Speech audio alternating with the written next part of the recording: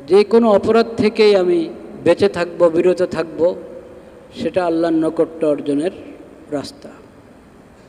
প্রতিটা নেক আমল আল্লাহর নৈকট্য অর্জনের রাস্তা, এবং সমস্ত গুনাহ ত্যাগ করা। প্রতিটি গুনাহ যেটা থেকে আমি বেঁচে থাকতে পারলাম, বাঁচার চেষ্টা করলাম, সেটাই আল্লাহর নৈকট্য অর্জনের সূত্র।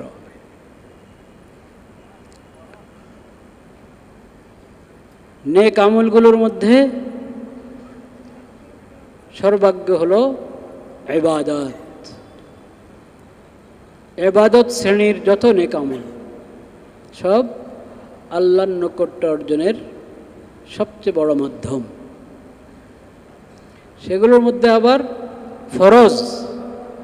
ফরজ যত নেক আমল, ইবাদতের মধ্যে যেগুলো ফরজ পর্যায়ের, ওয়াজিব পর্যায়ের, ওগুলো আরও মজবুত মাধ্যম, আল্লাহর কাছে আরও প্রিয় মাধ্যম আল্লাহর নৈকট্য অর্জনের।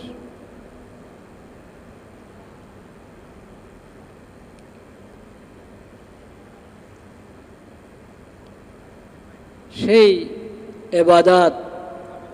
এবাদত শ্রেণীর যেসব নেক আমল, ওগুলোর গুরুত্বপূর্ণ এবং ঈমানের, ইসলামের স্তম্ভ হিসাবে পরিগণিত হলো হজের আমল।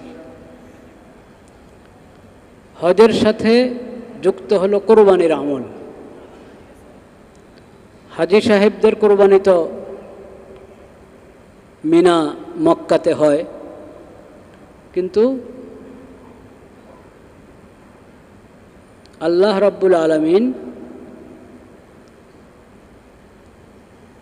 আল্লাহর ঘরের জিয়ারতকারী হাজী সাহেবদের সঙ্গে আল্লাহ সমস্ত ঈমানদার বন্দাদেরকে শরীক করেছেন এই কোরবানির আমলের মাধ্যমে। হজে তো আর সবাই যাচ্ছে না, প্রতি বছর সবাই যাচ্ছে না। কারো এমনও আছে পুরা জিন্দেগি শেষ হয়েছে, তার হজের তৌফিক হয় নাই, সামর্থ্য হয় নাই, সুযোগ হয় নাই। তামান্না ছিল আল্লাহ তৌফিক দিলে যাবে, সেও হজের সওয়াব আল্লাহর কাছে পাবে, যেহেতু তার নিয়ত ছিল শক্তি সামর্থ্য হলে যাব। সামর্থ্য হয় নাই, যায় নাই, তার তামান্না ছিল, আশা ছিল, আকাঙ্ক্ষা ছিল, সে কারণে আল্লাহ তাআলা তাকে ওই আমলের সওয়াব দিবেন।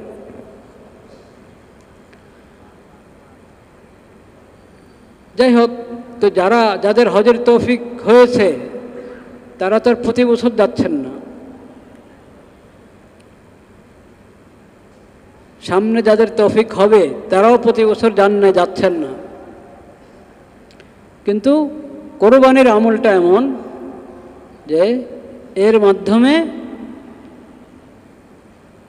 প্রত্যেক ইবাদতের মধ্যে, আমলের মধ্যে তো অনেক তাৎপর্য থাকে, অনেক হিকমত থাকে, আল্লাহ ভালো জানেন। একটা তাৎপর্য, একটা হিকমা কোরবানির আমলের মধ্যে এটাও হতে পারে যে আল্লাহ রাব্বুল আলামিনের মাধ্যমে আল্লাহ সব ঈমানদার বান্দাদেরকে হাজী সাহেবদের সঙ্গে শরীক করে নিলেন। হাজী সাহেবরাও দরজুল হজে কোরবানি করছেন, আল্লাহর ঈমানদার বান্দারা প্রত্যেকে যার যার জায়গায় তাদের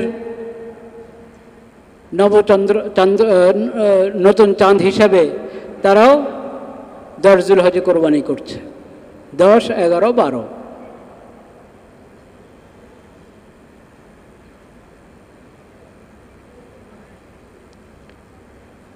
কোরবানির আমলের গুরুত্ব কোরবানির নাম থেকেই বোঝা যাচ্ছে। আমি বলেছিলাম হয়তো যে এটা আরবি কোরবান শব্দ থেকে কোরবানি আমরা বলি, কোরবান আরবিতে শব্দটা হলো কোরবান, ফার্সিতে, উর্দুতে, বাংলায় আমরা বলি কোরবানি। এরপরে আবার ফার্সি, উর্দু এবং বাংলায় কোরবানি শব্দের ভিন্ন আরেকটা অর্থ আছে। সেটা হলো ত্যাগ। ত্যাগ তিতিক্ষার অর্থ কোরবানি শব্দ ব্যবহার হয়, কিন্তু 10 যুলহজের যে কোরবানির আমল আল্লাহর নৈকট্য অর্জনের জন্য, আল্লাহকে খুশি করার জন্য, আল্লাহর দেওয়া রিজিক, হালাল পশু নির্ধারিত, সব হালাল পশু না, হরিণ দিয়ে কোরবানি করলে কোরবানি হবে না।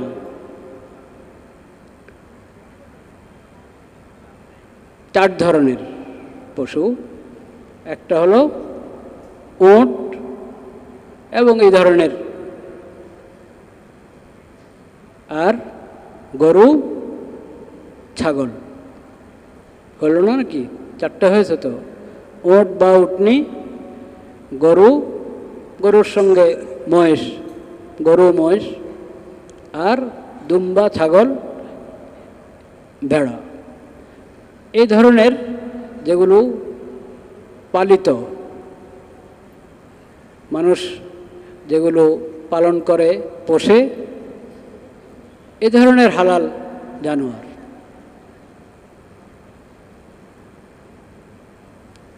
হালাল জন্তু দিয়ে কোরবানি করা, তো এটা আল্লাহর দেওয়া রিজিক। এই পশুগুলো আল্লাহর দেওয়া রিজিক থেকে আল্লাহর তৌফিকে আল্লাহর দরবারে আমরা জবাইয়ের মাধ্যমে পেশ করলাম। এই যে কোরবানির আমল, এটাকে যে কোরবানি বলা হয়, এই কোরবান শব্দের অর্থ হলো নৈকট্য অর্জন। নৈকট্য অর্জনের বিশেষ আমল, যে কোনো নেক আমল দ্বারাই আল্লাহর নৈকট্য অর্জন করা যায়, কিন্তু যুলহজের 10, 11, 12 এই 3 তারিখে যার সামর্থ্য আছে সে পশু কোরবানির মাধ্যমে আল্লাহর নৈকট্য অর্জন করবে। এটা হলো আল্লাহর বিধান। ফসল্লি লিরব্বিকা ওয়ানহার, তোমার রবের জন্য সালাত আদায় করো, ওয়ানহার এবং কোরবানি করো। সালাত আদায়, এক তো 5 ওয়াক্ত ফরজ নামাজ আমরা আদায় করছি, কিন্তু ঈদের দিন, ঈদুল আজহার দিন বিশেষভাবে 2 রাকাত নামাজ আদায় করা হচ্ছে। ওই নামাজের পরে হলো কোরবানি করবে, নামাজের আগে না। নবী করিম সাল্লাল্লাহু আলাইহি সাল্লাম বলেছেন,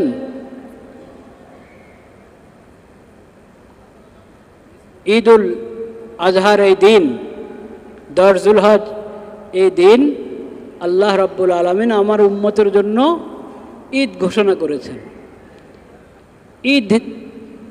ঈদ বানিয়েছেন এই দিনকে আমার উম্মতের জন্য।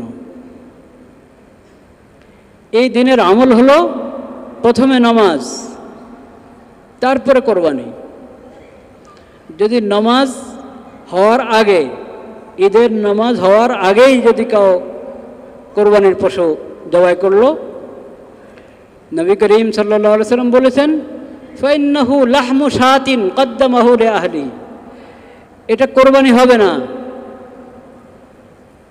এটা কোরবানি হবে না, এটা হবে গরুর একটা জন্তু,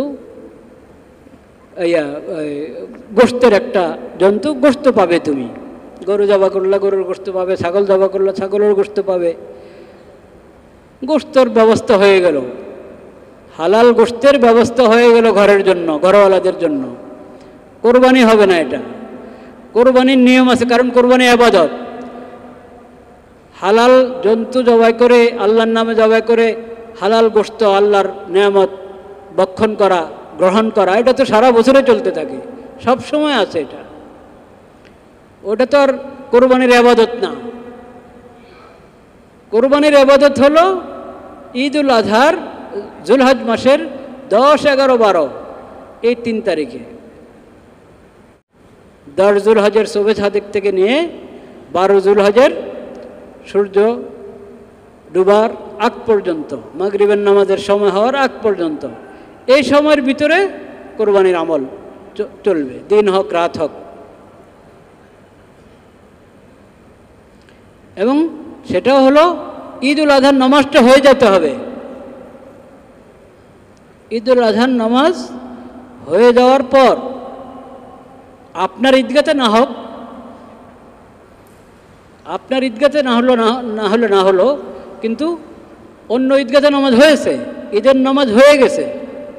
সবচেয়ে ভালো তো হলো আপনি যে ঈদগাতে নামাজ পড়বেন, যেখানে নামাজ পড়বেন, আপনার নামাজ পড়ে গিয়ে আপনার কোরবানি করেন।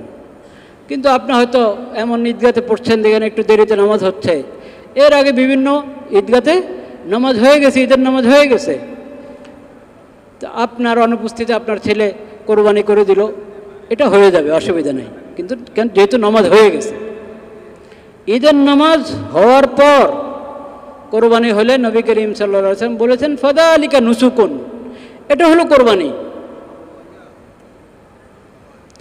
আর যদি আগেই কেউ জবা করে ফেললো, এত দেরি কে করে?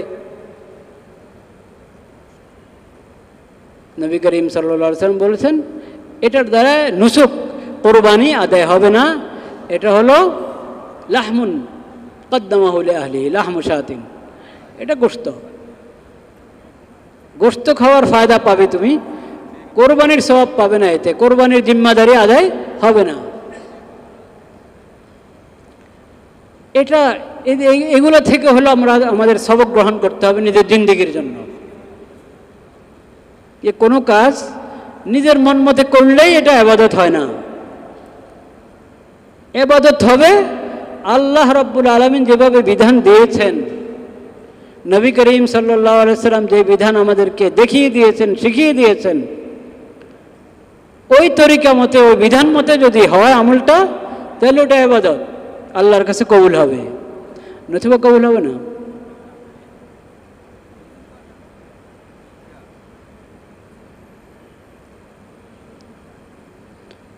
লা ইলাহা ইল্লাল্লাহ। কোরবানির শিক্ষা কি, এই বিষয়ে আলোচনা হয়েছে।